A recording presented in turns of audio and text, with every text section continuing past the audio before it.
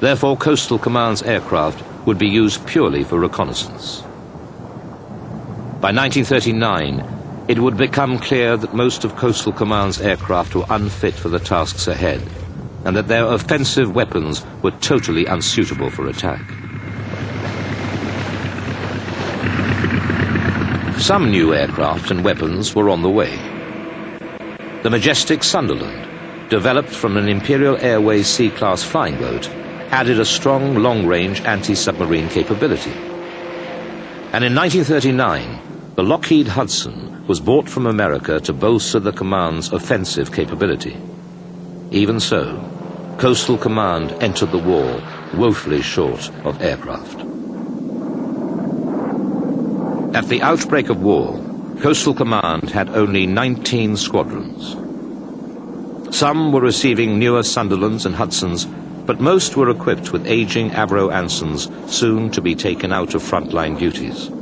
There's an old lady which waddled along and could take you from A to B, but other than that, I don't think it served any useful purpose once the war had started. Anything which can only carry a 100-pound AS bomb wouldn't do any harm really to a submarine, which is his main target, I suppose.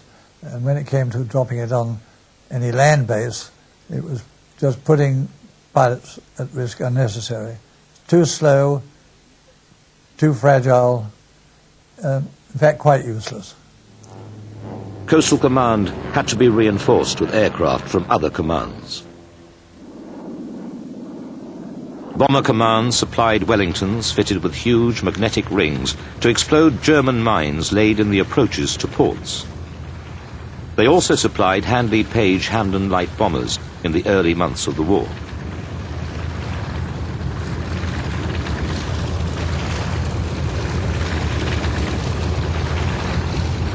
Then, a whole range of heavy bombers were diverted from their main role in order to carry out attacks on enemy ships. Probably the best known of the stopgap aircraft was the Bristol Blenheim. Originally conceived as a light bomber in the mid-30s, the Blenheim was already virtually obsolete by the outbreak of war. Heavy losses of Blenheims in early raids and during the German invasion of France somewhat overshadowed the sterling role they played in spearheading Bomber Command's fight back after the dark days of almost constant defeat. In February 1940, Blenheim Mark IV fighters were transferred from Fighter Command to help with convoy and fishing fleet protection. They were followed by Blenheim IV bombers used for daylight raids on Channel shipping. They pressed home their attacks at mast height, braving the flak to drop their bombs almost horizontally. In fact, when you attacked shipping, you flew towards the ships below the decks height of the ship. You pulled up over the mast to toss the bomb into the side of the ship, and it had 11 seconds delay, which enabled you to be about 1,000 yards away when it burst. It was no good dropping it on top of the ship because it would just bounce off, and the fuse didn't go off for another 11 seconds. So you had to fly very low, pull up over the mast, and push down the other side.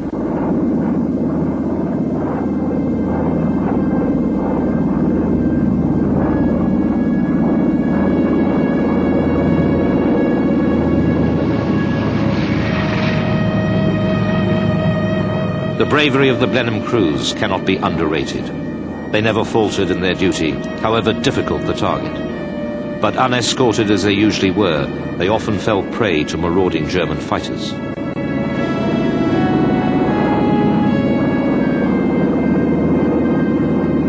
At 0 feet, they had no room to maneuver, and they hadn't the speed to run away.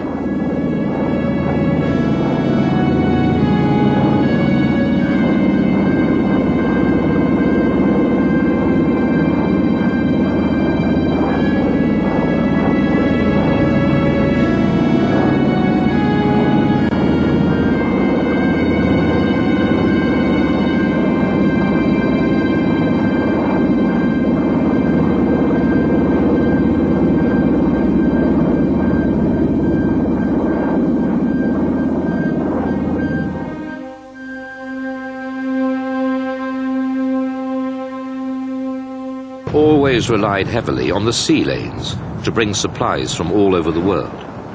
Now, isolated from Europe, she was almost entirely dependent on the convoys coming from America. If these routes weren't kept open, the Second World War would inevitably be lost. It became obvious when the Battle of the Atlantic started that we, quite apart from the bomber campaign that hadn't really got off the ground at this stage, we would possibly lose the war because we would be asphyxiated. Our supplies would be interdicted. We would not get the supplies necessary to sustain life. I mean, essentially, it was the siege of the United Kingdom. I mean, this is just like the same sort of old battle that you see in the Middle Ages, you know, of laying siege to an enemy fortress. We were going to be starved out. Not only could we not fight because we'd run out of war material, we would also essentially starve our population. Ultimately, that would have been quite persuasive, I suspect. So at that point, it was clear that the RAF was going to have to contribute more and more and more to success in the Atlantic. Throughout the war, convoys to and from the USA, Russia, Canada, and other far-flung outposts of the British Empire had to be defended from enemy attack. The Germans attacked the Atlantic convoys from above and below.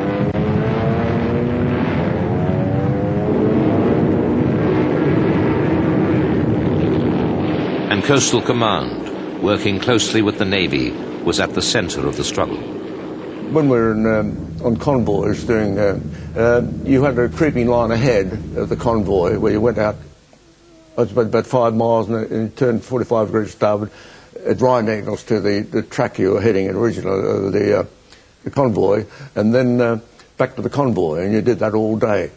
Now and again you do talked about the single aircraft, and normally a single aircraft on convoy in those days. Aircraft were pretty scarce, and we'd occasionally do a circuit round the convoy, and then back onto this pattern again. And occasionally you go down the rear of the convoy and go a few miles behind, because the submarines used to chase these things all day and then attack them at night. From the very first days of the war, German U-boats and surface raiders prowled the Atlantic, sinking merchant ships and strangling Britain's lifeline to the outside world. In the first 3 weeks alone, almost 150,000 tons of shipping was sunk. Yet Coastal Command had no effective weapon to counter the problem.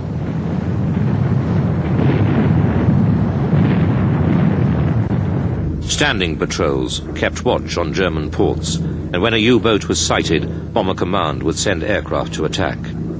Invariably, they were too late. The problem grew more acute after June 1940, when the German capture of French Channel ports gave them a much shorter route into the South Atlantic. The Sunderland was the one aircraft with the range to patrol more than 500 miles from shore. It could carry 2,000 pounds of bombs, and it bristled with so many machine guns that the Germans called it the Flying Porcupine. But there were never enough Sunderlands to cover the vast expanse of the Atlantic. In March 41, the Sunderlands were joined by an American-built flying boat, the Consolidated Catalina. The Catalina had earned a reputation in the US Navy for rugged reliability and impressive endurance. Together, the Sunderlands and Catalinas patrolled a wide area from the frozen North Atlantic areas around Iceland to the warmer climates of the West African coast. However, the expanse of the Atlantic Ocean meant that there was a gap beyond the range of Coastal Command aircraft. It became a rich hunting ground for U-boats. An even more powerful aircraft was needed to bridge the gap. The Liberator was the perfect solution.